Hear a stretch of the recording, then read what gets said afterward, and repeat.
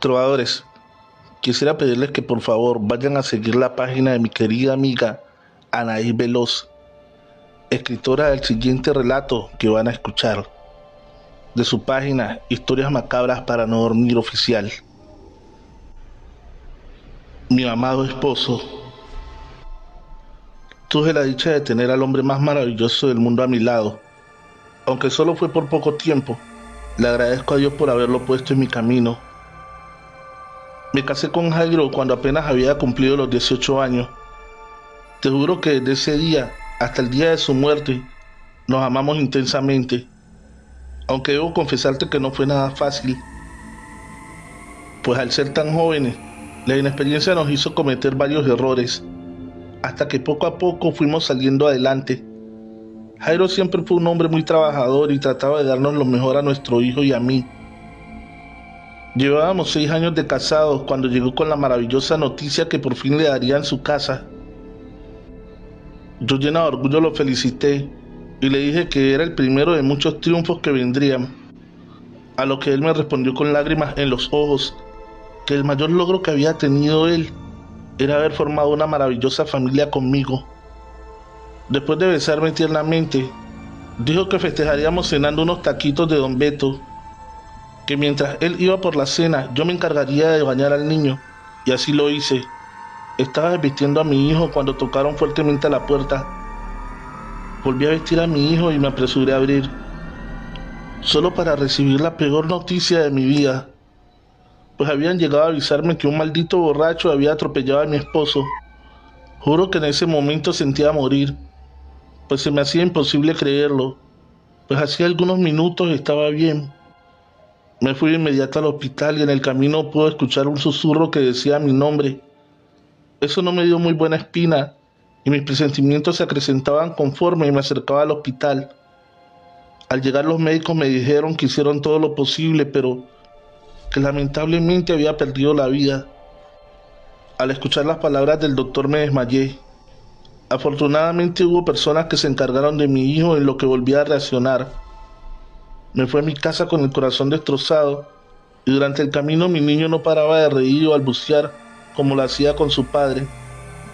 Al llegar a casa su ausencia me hizo quebrarme de nuevo, pues aún no podía entender por qué Dios se lo había llevado de mi lado.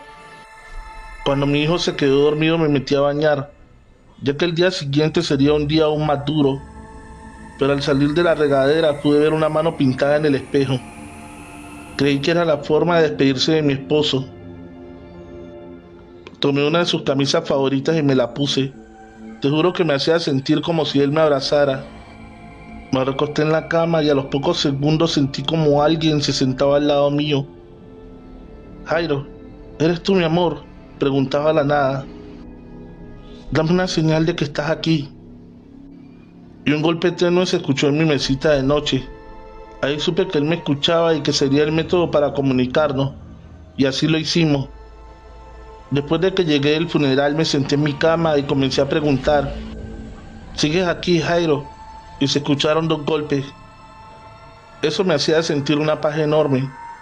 Llegué a tal grado que actuaba como si él estuviera vivo, pues por medio de golpes me comunicaba con él.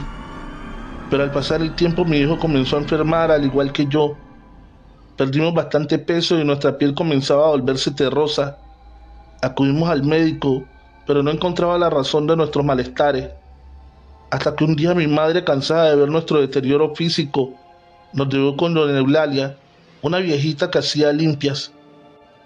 Al principio yo me negué, pues si los doctores no encontraban el mal que nos aquejaba, mucho menos lo haría una yerbatera analfabeta, pensaba. Pero al vernos esta sin haberle dicho nada, me dijo que el mal que traíamos mi hijo y yo se debía a que un hombre me había partido hace poco del mundo terrenal, se estaba alimentando de la esencia de mi hijo y la mía, y que si seguía haciéndolo, en poco tiempo podríamos morir. Algo retadora le pedí que me describiera al hombre el cual él decía ver, y me quedé bastante asombrada, pues me describió exactamente a mi esposo. Doña Eulalia, ¿y qué podemos hacer?, preguntó mi madre consternada. Pues ¿qué va a hacer? Obligarlo a que se vaya. Este muchacho ya no pertenece al mundo de los vivos y solo les causará la muerte. No, mamá, Eso jamás. Ya perdí una vez a Jairo y no lo volveré a perder, respondí molesta. Es que no te das cuenta, hija. Jairo los está matando.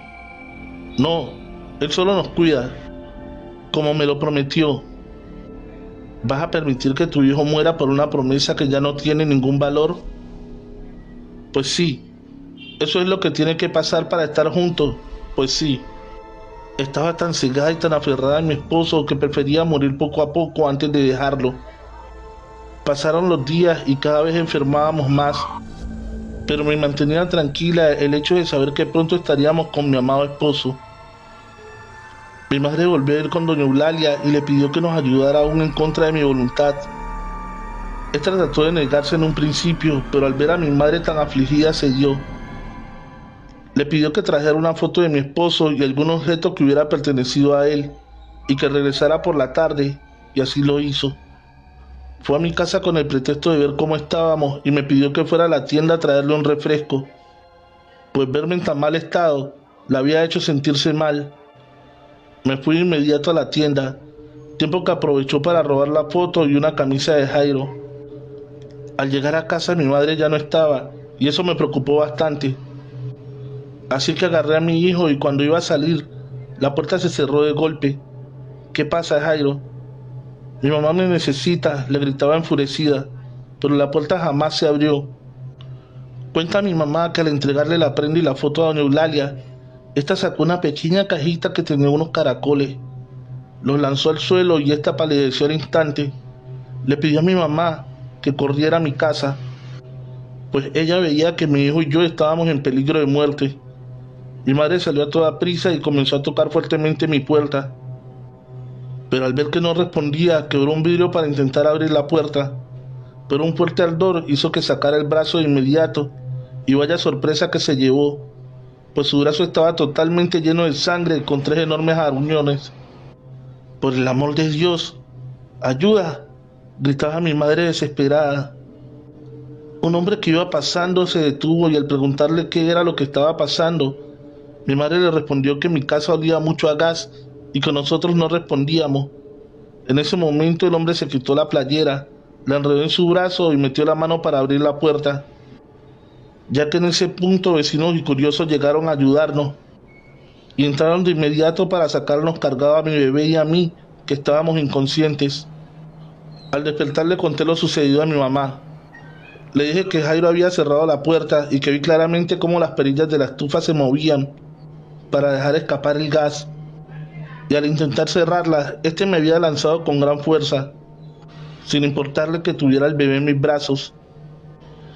Pero lo que más me había aterrado fue ver que antes de quedar inconsciente, vi claramente cómo la silueta de él se acercaba a mí.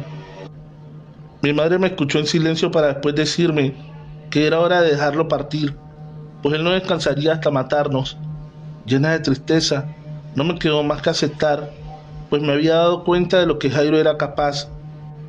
Así que al ir al hospital, lo primero que hicimos fue ir con doña Eulalia, que al vernos se alegró bastante y le dio gracias a Dios de que mi madre hubiese llegado a tiempo a rescatarnos. Nos dijo que lo primero que haríamos sería despegarme a Jairo, cosa que me pareció bastante extraño. No fue hasta que doña Eulalia comenzó a hacer un círculo de sal, al cual le agregó unas hierbas para luego pedirme que me quitara la ropa y me quedara solo en ropa interior, para después meterme al círculo. Esta cerró las cortinas y apagó las luces hasta quedarnos en completa oscuridad, para luego encender unos enormes cerillos de madera que apenas y alumbraban un poco la habitación. Fue ahí que me di cuenta de todo, pues al tercer cerillo que éste encendió, me pidió que mirara hacia mi lado derecho, donde se reflejaba mi sombra, y no pude evitar soltar un grito de terror, al ver que sobre mi espalda se podía ver claramente como si trajera cargando a alguien. Quise salir corriendo, pero doña Eulalia me detuvo. Bastante temblorosa permanecí dentro del círculo, mientras mi madre me pedía entre lágrimas que resistiera, que todo esto pronto terminaría. Doña Eulalia sacó la foto y la camisa de Jairo que le había llevado a mi mamá días atrás. Las puso frente a mí y prendió una pequeña vela. Me hizo señas para que mirara mi silueta, y esa cosa que traía a mi espalda comenzó a moverse como tratando de averiguar qué era lo que la señora Eulalia había puesto frente a mí. Al ver a ese ser tan interesado, colocaron un gran vaso de vidrio lleno de lo que yo creí era agua para después dejar caer un periódico con la noticia de su muerte. La sombra se bajó de inmediato y eso hizo que sintiera un alivio inmediato. Aquella cosa se acercó curiosa y mi madre comenzó a maldecirlo y a gritarle que por favor se fuera y nos dejara en paz, que él ya estaba muerto y no tenía nada que hacer aquí. En ese momento la sombra soltó un grito bastante fuerte y se abalanzó sobre mi madre. Pero doña Eulalia se atravesó mostrándole un espejo, impidiéndole llegar con mi mamá. Al reflejarse aquella cosa, pude ver por algunos segundos el descarnado cuerpo de Jairo. Él lo notó y salió por la ventana. Rápidamente doña Eulalia quemó sus cosas y con las cenizas me hizo un pequeño amuleto que debería de cargar siempre para que él no se me volviera a pegar. Debo confesar que desde aquel día Jairo jamás me volvió a molestar, pero al pasar por la casa de su mamá, lo he visto parado en una de las ventanas, esperando pacientemente a que olvide cargar el amuleto y este pueda volver a apoderarse de mí. Trovadores, hemos llegado al final de este episodio. Agradecería mucho que dejaras tu pulgar arriba y un comentario. De esa forma, YouTube promociona este video para que lleguemos a más personas. Recuerda que es gracias a ti que seguimos creciendo. Compártelo en tus redes sociales o con un amigo. Feliz noche, trovadores, amantes de cuentos de terror.